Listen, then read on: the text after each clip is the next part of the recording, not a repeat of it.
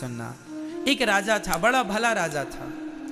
खुले मैदान में, सर्दियों का समय था मैया, खुले मैदान में उसने ब्राह्मणों को निमंत्रण दिया, सारे नगर वालों को बुलाया, जिसमें पहला भोज ब्राह्मण का था।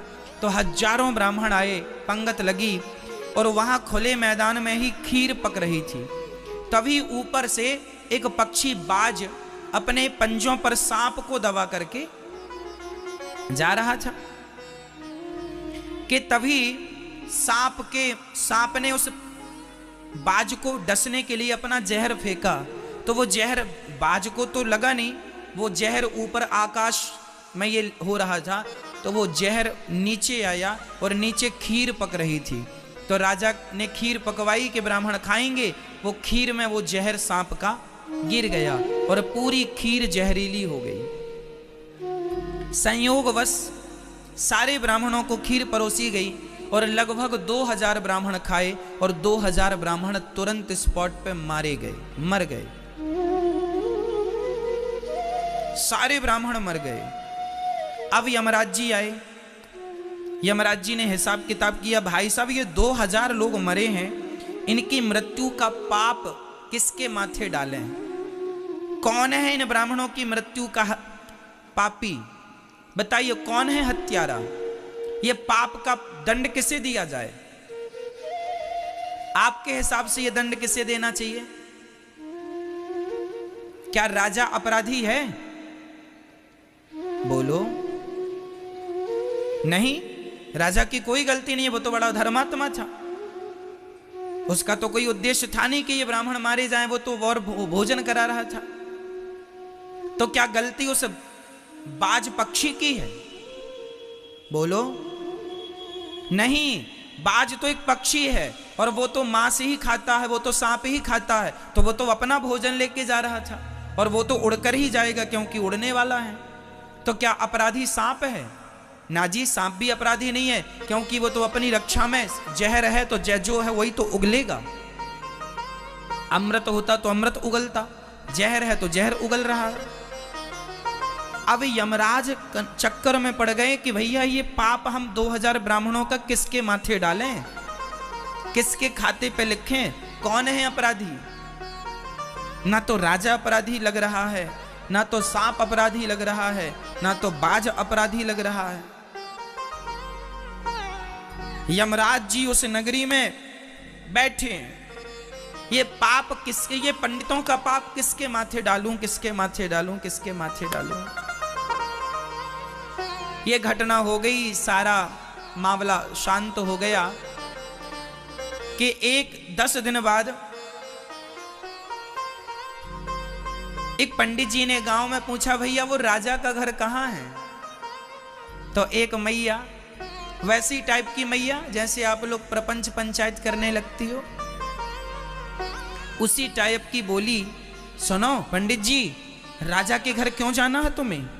अरे राजा बड़ा धर्मात्मा।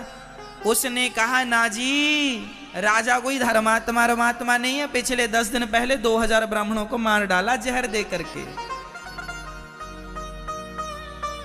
तुरंत यमराज ने अपना वाहन इस तरफ मोड़ा और कहा कि यही स्त्री है, 2000 ब्राह्मणों का पाप इसी के माथे पे डालना चाहिए। उठा कर ले गए यमराज, चल नरक जा तू अब। उस महिला ने कहा कि महाराज मेरा क्या अपराध है?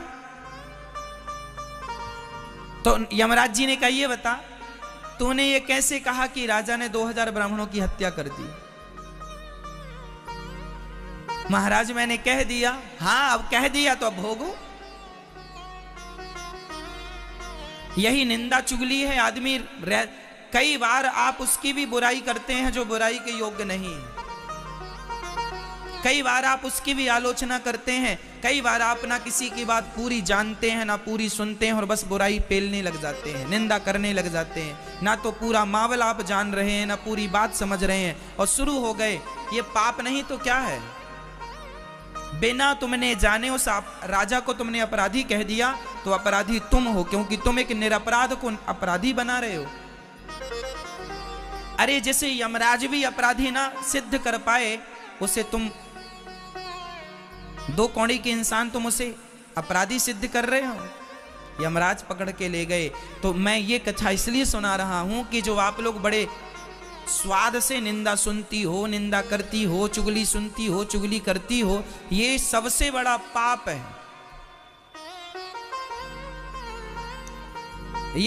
ये बैठे ठाणे आपसे क्या हो रहा है? अच्छा खासा पाप हो रहा है। इसलिए गुण दोष दृशिर दोषः शास्त्रों में स्पष्ट लिखा है। ना हमें किसी के गुणों को देखना है, ना किसी के दोषों को देखना है। गुण देखना है तो सिर्फ भगवान के, और दोष देखने हैं तो केवल अपने। मेरे से बुरा कोई नहीं है, बुरा जो देखन मैं चला, बुरा न मिलिया कोई, जो दिल खोजा आपना, हमसे बुरा ना। हम ही सबसे बुरे थे, पर हम दूसरों को कहते रहे तुम बुरे हो, तुम बुरे हो, तुम बुरे हो। आजकल तो देखने वाले हंस में भी कमी देख लेते हैं।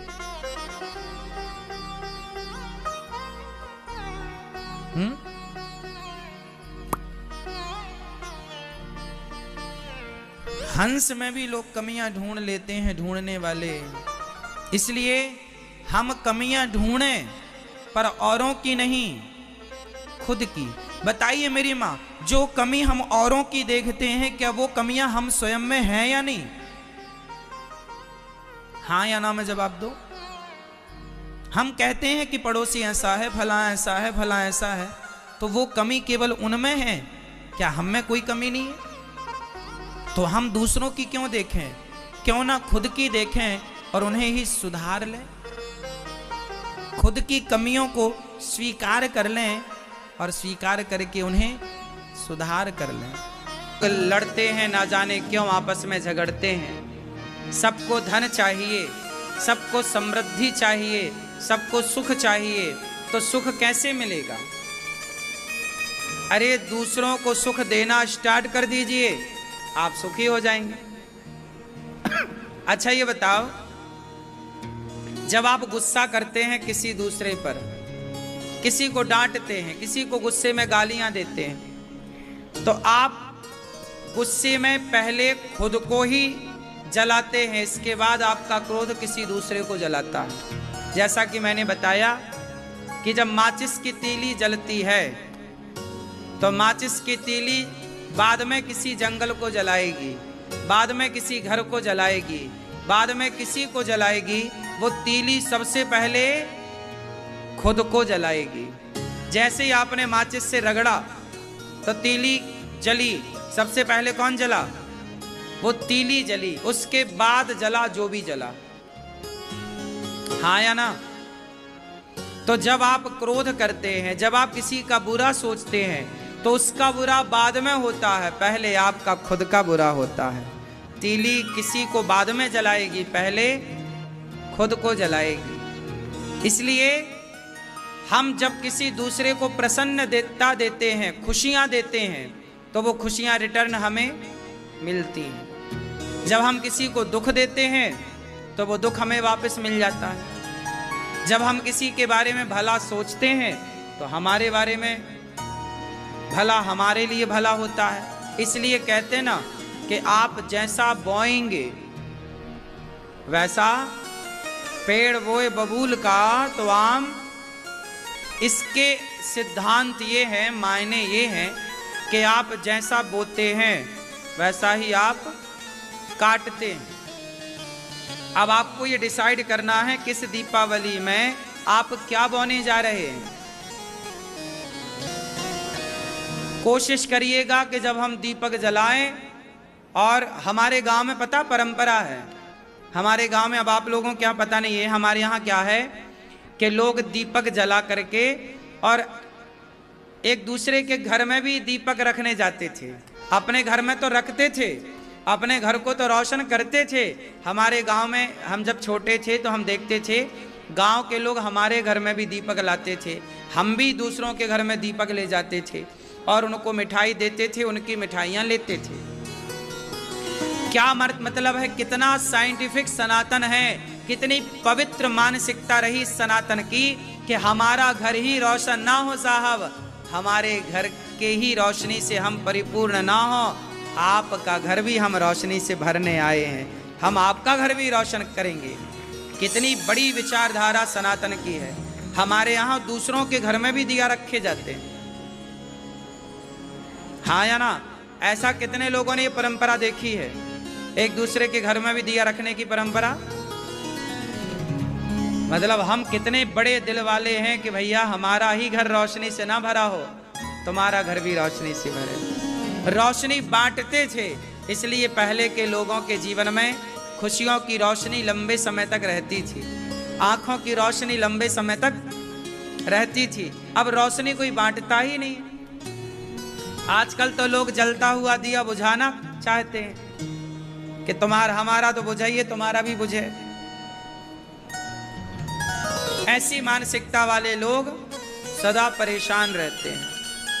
आपको कैसी मानसिकता रखनी चाहिए? सर्वे भवन्तु सुखिनः, हमारा घर भी रोशनी से भरा हो, आपका घर भी रोशनी से भरा हो। आस पास अगल बगल सबको गले लगाओ, सबको मिठाई दो, सबको प्रेम करो। भगवान राम दीपावली कैसे मनाते हैं? एक बार क्या हुआ कि भगवान राम दीपावली आई तो भगवान राम दीपक जला रहे थे। तो अयोध्या में दीपावली मनाई जा रही थी। ये दीपावली की परंपरा राम के, अब आप लोग कहते हैं कि राम जब वनवास से आए तो दीपावली मनाई गई, ऐसा नहीं है। लक्ष्मी जी जब प्रकट भई तो दीपावली मनाई गई। राम जी वनवास से लौटे कब? लोग कहते हैं कि दीपावली में लौट करके आए। तो ऐसा मैं आपको बता दूं,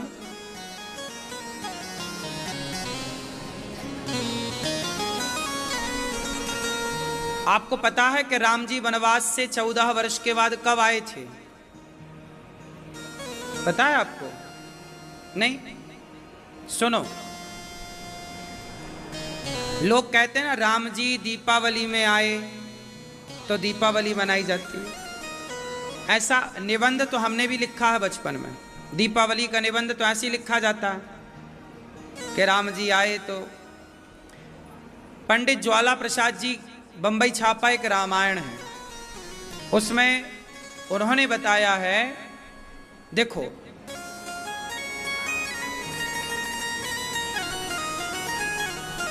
राम जी जो रामचरितमानस में लिखा, मैं कुछ उसे बताता हूं, ध्यान से सुनिएगा। बरसा विगत शरद ऋतु आई, फूले कांस सकल मही छाई। अच्छा, जब राम जी ने बाली को मारा तो बाली को मारने के बाद आषाढ़ आ गया, तो आषाढ़ सावन भादो और कुंवर 4 महीने राम जी कहां रहे? गुफा में रहे। अब वर्षा विगत शरद ऋतु आई, जब वर्षा बीत गई और शरद ऋतु आई, मतलब यही जब मौसम आया दीपावली का, इसी समय हनुमान जी लंका गए और सीता मां का पता लगाया। भाई 4 महीने तो वहीं बीत गए ना। अब रावण क्या कहता है?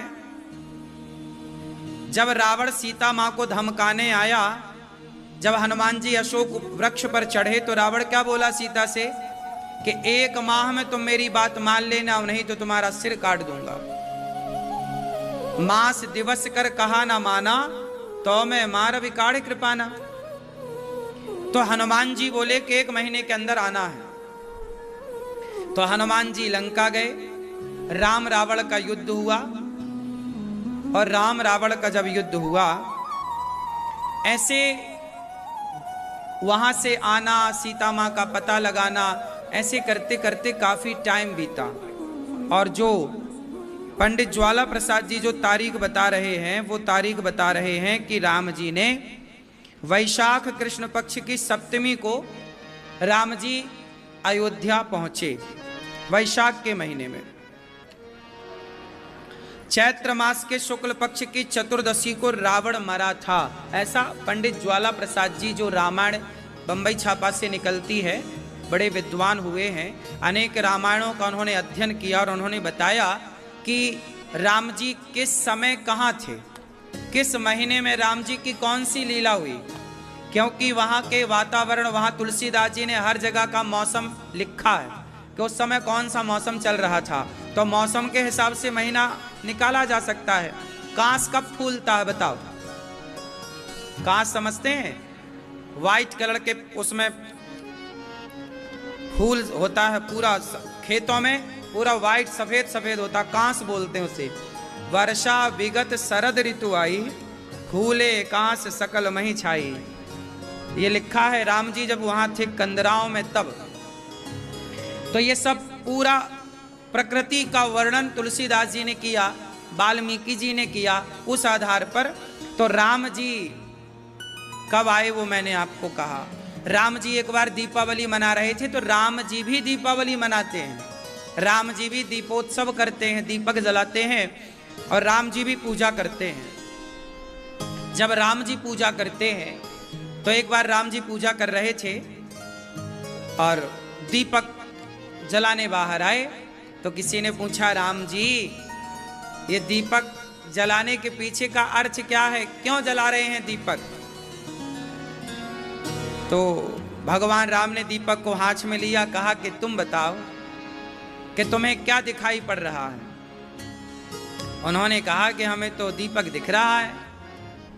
अच्छा बताओ, जब दीपक जलता है तो आप दीपक को हाथ में लीजिए तो आपको क्या दिखाई पड़ता है? केवल दीपक।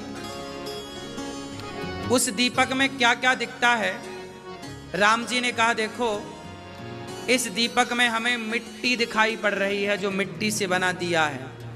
हमें घी दिखाई पड़ रहा है जो इसके भीतर है, बाती दिखाई पड़ रही है, अग्नि दिखाई पड़ रही है, और दीपक चारों ओर रोशनी से भर रहा है प्रकृति को। क्या मैसेज है? तब राम जी ने कहा कि देखो भैया, जैसे ये दीपक रोशनी से चारों ओर सबको भर रहा है, ऐसे हमारे भीतर भी एक दीपक है। कौन सा दीपक? आत्मा का। आत्मा का दीपक है तो आंखों में रोशनी है, कानों में सुनने की शक्ति है, पांव में चलने की शक्ति। यदि आत्मा का दीपक बुझा तो आंखें खत्म, शरीर खत्म। तो हमारे भीतर ये जो रोशनी है आत्मा की, वो चारों ओर हमारे शरीर को रोशनी से भर रही है।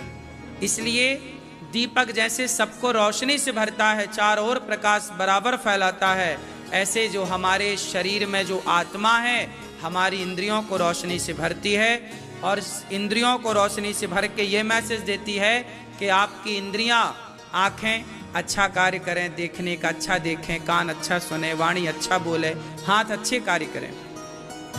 जैसे माटी है ऐसे हमारे शरीर में भी माटी है। हमारे शरीर में क्या है?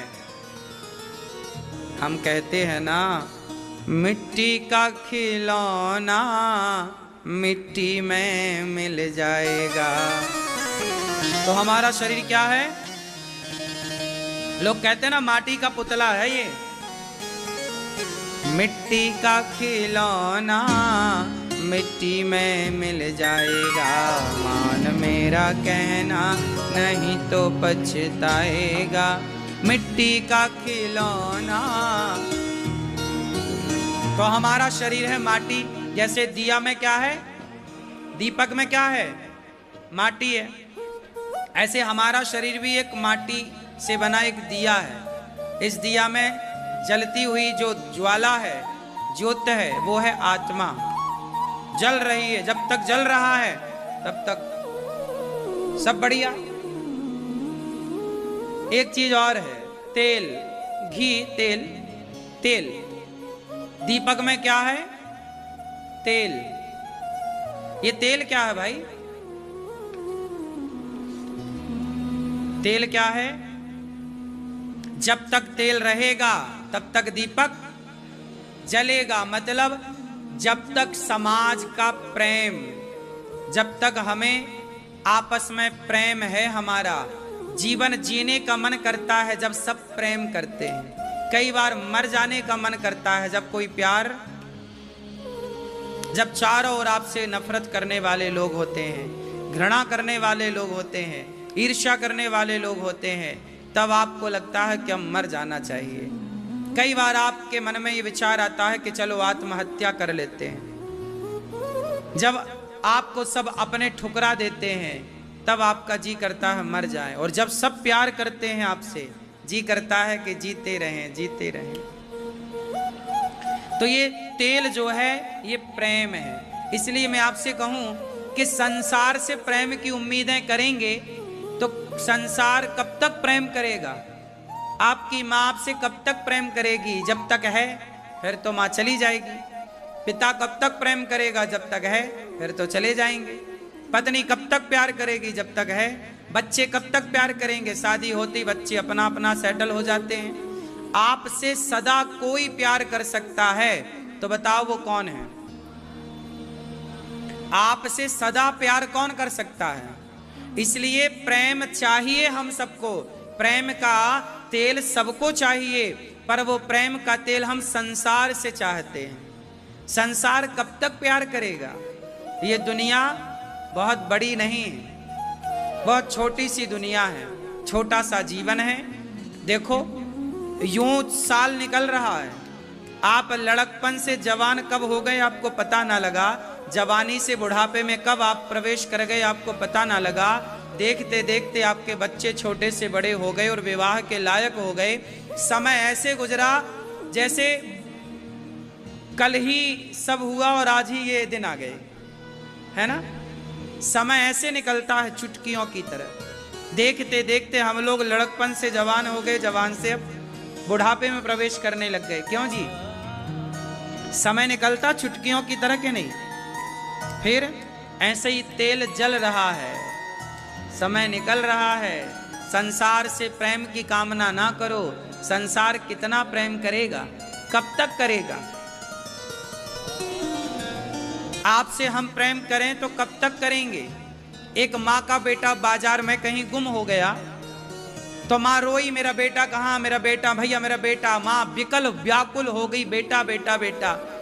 1 घंटे तक नहीं मिला, रो पड़ी माँ, चीखने लगी, चिल्लाने लगी, माँ बेटा कहाँ है? फिर पता लगा कि बेटा वहां रो रहा है। दौड़ी दौड़ी माँ गई, बच्चा सामने दिखाई पड़ा, माँ ने छाती से लगाया। माँ ने अपने बेटे को छाती से लगाया, प्यार किया, पर कब तक? 2 मिनट तक छाती से चिपकाए रखा, फिर छाती से दूर कर दिया।